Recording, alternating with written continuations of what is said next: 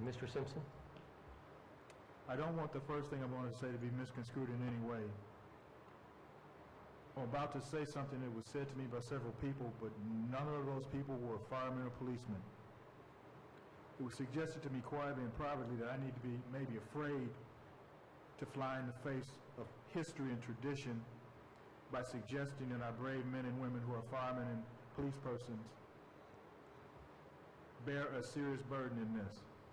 Now again, that wasn't said to me by anyone in uniform, so I'm not trying to cast any aspersions on anyone in uniform. But beyond the wage freeze that we're asking, and beyond what Mr. Keller has said about those in the private sector who have taken wage cuts, if you look at the budget, and one of the gentlemen in the back suggested just how easy it is to access the budget, you might be startled to see what percentage of this city's budget goes to supporting the entire range of what police and fire do. Those services are vital. They are core. And I myself do not have the personal courage to want to be a fireman or policeman. So I revere what you do. But if we don't get a handle on this and several things in the future, there's not going to be a decal. And that's not hyperbole. For instance, the property tax which many of us pay and which many of us hate. The whole city share of the property tax, if I understand it correctly, the whole city share goes to fire and police pension. Now, I'm not saying that those men and women shouldn't get that. I'm simply trying to say just how big a piece of the decal pie goes to support these particular core services which many of us would give our lives to have in place. We're not doing this because we feel like we have a meaningful choice. If we don't get this piece in hand, then the next piece is going to fall in the face and hit us. Somebody said, we've got to fund the pension. No question about that. My father was a civil servant, God rest his soul. He put in his 30 with Uncle Sam and got his pension to the day he died. That was a different time in our universe. There are many people in the private sector whose pensions have disappeared. But this council and the laws of the state of Illinois are going to ensure as much as is possible in the current state of affairs that your pension is going to be there.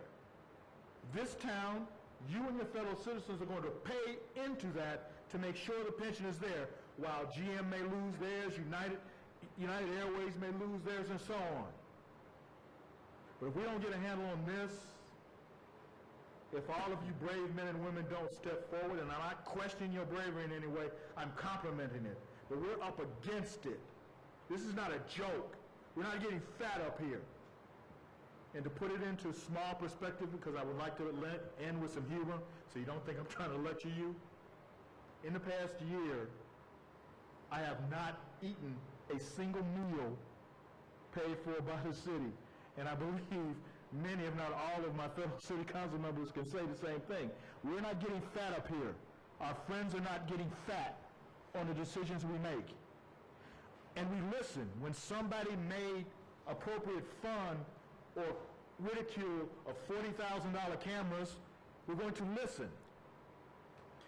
When social service agency representatives and the people who they serve came in, we tried to listen.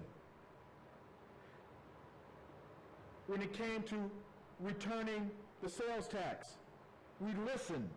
When I first began to sit on this council, somebody in town said in the newspaper, well, if this tax goes up, I have to pay $25 more. And I actually said to some of my council members, well, if there's somebody in town and he or she is going to go over the hill for another $25, we can't run this city based on the least of us. Well, yes, we can.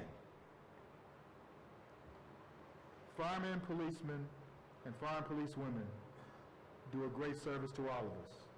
I believe this city has been generous with them in the past, and I believe that when times change, we will be generous in the future, or as the gentleman over here said, you will vote us out. Any other comments?